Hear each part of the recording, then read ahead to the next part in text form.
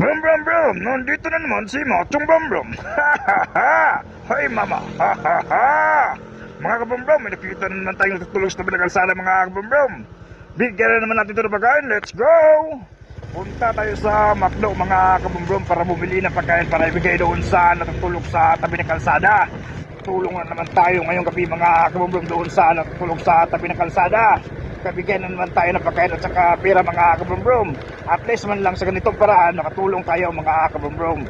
Let's go mga kabrum-brum, bibili natin pagkain, let's go! Dito na tayo sa may McDo mga kabrum-brum. Bibili na tayo ng pagkain para ibigay doon sa natutulog sa tabi ng kalsada. Let's go mga kabrum-brum, pasok tayo, let's go! Dito na tayo mga kabrum-brum, bibili na tayo ng pagkain, let's go! Ito na mga kabrum-brum, nakabili na tayo ng pagkain sa McDo at may 800 pesos na pera. Ibigay na natin to kay tatay na natutulog sa tabi ng kalsada. Let's go!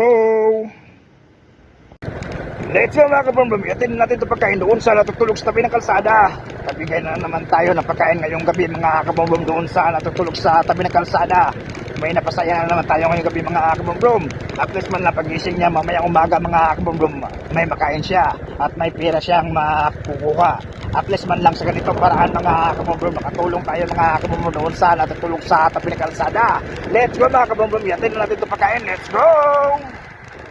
Nandun sa tatay mga kabrum-brum, lapitan natin para ibigay itong pagkain at saka 800 pesos na pera. Let's go, lapitan natin. Dito siya mga kabrum-brum.